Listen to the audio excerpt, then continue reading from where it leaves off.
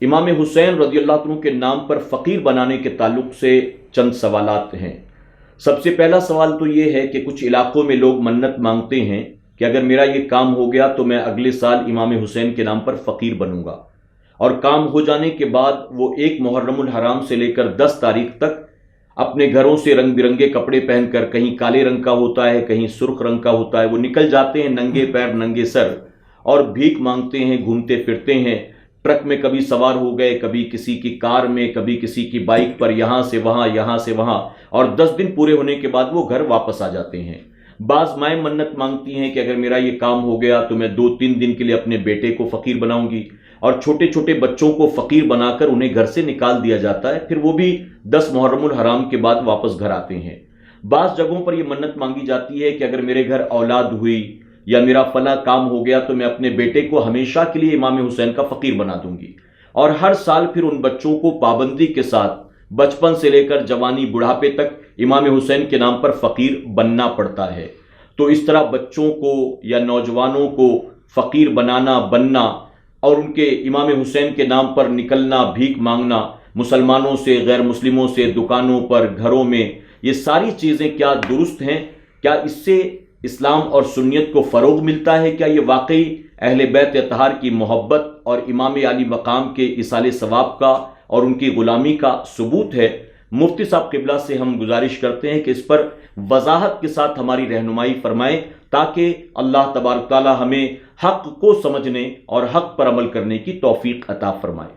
سوال میں جو چیزیں ذکر کی گئی ہیں، یہ سارے امور، یہ سارے معاملات جہالت پر مبنی ہیں، شرعاً اس کی کوئی اصل نہیں ہے۔ شریعت مطہرہ کی روشنی میں منت اور نذر کی جو حقیقت ہے وہ یہ ہے کہ اگر کوئی بندہ یا کوئی بندی اپنی کسی خواہش پر، جیسے کہ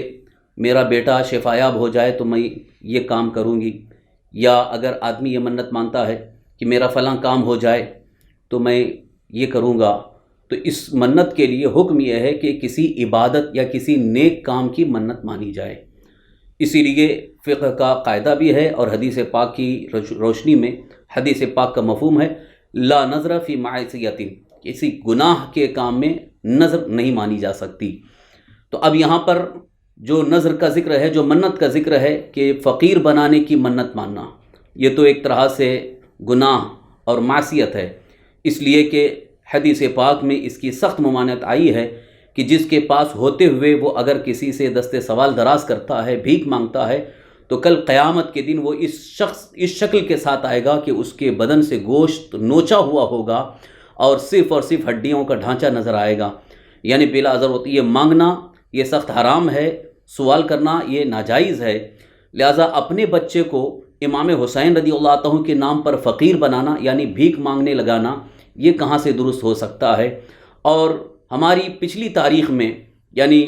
1400 سالہ تاریخ میں کہیں اس کا ذکر نہیں ملتا کہ شرفاء نے، اولیاء اکرام نے، بزرگان دین نے امام حسین رضی اللہ عنہ کے نام پر خود کو یا اپنی اولاد کو کسی کو فقیر بنایا ہے، ایسا کہیں ذکر نہیں ہے۔ لہٰذا آج جو لوگ اس طرح کی حرکتیں کر رہے ہیں یہ ساری جہالت پر مبنی ہیں، ایسی منت مانگنا ہرگز جائز نہیں ہے، اس سے پرہیز کریں۔ عرف میں، معاشرے میں، سماج میں بھیک مانگنا کس قدر عیب کا کام ہے، لہٰذا مسلمان ایسی حرکتوں سے پرہیز کریں، اس کی ہرگز شریعت میں اجازت نہیں ہے۔ منت اگر ماننی ہے امام حسین رضی اللہ عنہ کے نام پر آپ کے وسیلے سے، تو یہ منت مانیں کہ اگر میرا بیٹا شفا یاب ہو جائے تو میں امام حسین رضی اللہ عنہ کی بارگاہ میں ایک قرآن پاک ختم کر کے ایصال ثواب کروں گی، اور 10 فقیروں کو کھانا کھلاؤں گا، یا میں 50 رکعت نفل نماز ادا کروں گا۔ اس طرح کی منت ماننا یہ شرعاً درست ہے، یہ فقیر بنانے اور بھیک مانگنے کی منت ماننا یہ بالکل درست نہیں ہے۔ واللہ تعالی السلام یا حسین، السلام یا حسین، میرے حسین تجھے سلام، میرے حسین تجھے سلام۔